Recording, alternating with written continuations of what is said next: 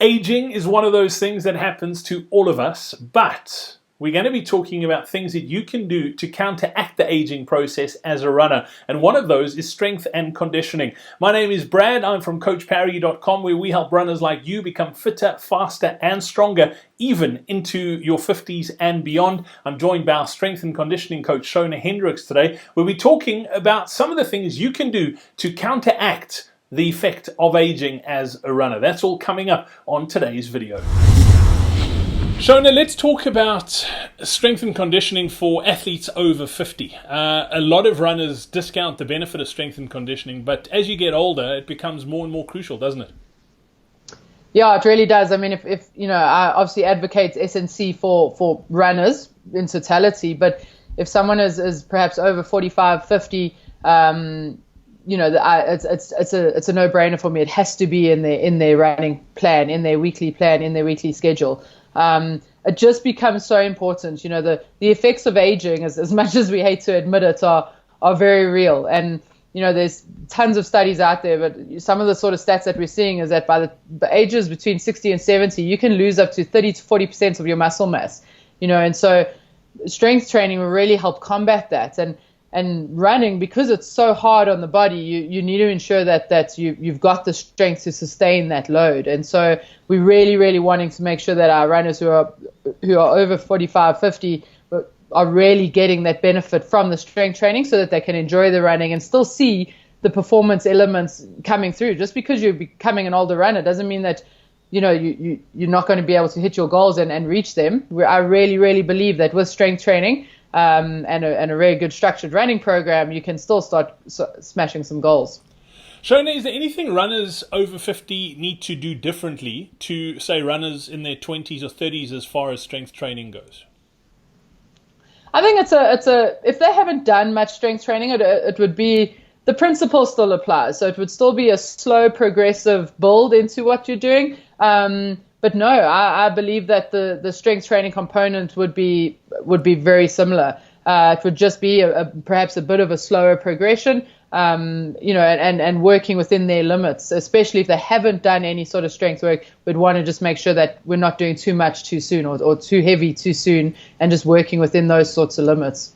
Is there anything from an exercise perspective that athletes over 50 need to be concerned of? I know I'm in my early 40s and there's mornings where I struggle to get out of bed and joints don't work like they used to when we were 20. Is there things that we need to be concerned of as we get older doing strength training? I mean, there's always risk with strength training as it is. So I would, you know, this isn't just for an older athlete, but you have to ensure that the technique that you're using or doing the exercise in is correct, because if you're doing that incorrectly, you're going to hurt yourself. So that is key. And you know, perhaps for the older athlete, I would do a lot more stability and quite a bit more of flexibility than I probably would with a younger athlete, just because the range of motion as you're getting older is slightly more limited, and we just find that increased range combined with strength, so perhaps a bit more mobility work would be really key for an older athlete. Let's talk about the amount of strength training. How many times a week would you recommend someone over 50 does strength training? So if we're starting out at once a week, we're looking, you know, very easy, 30 to 45 minutes, building up, you know, and using body weight for sure, and then building up to perhaps twice a week. And then, you know, I could recommend that older runners perhaps do up to 3 times a week, just because we see such awesome results from the strength work combined with a really good structured running program. You know, the effects of, sorry, you go for it. No, you were saying the effect?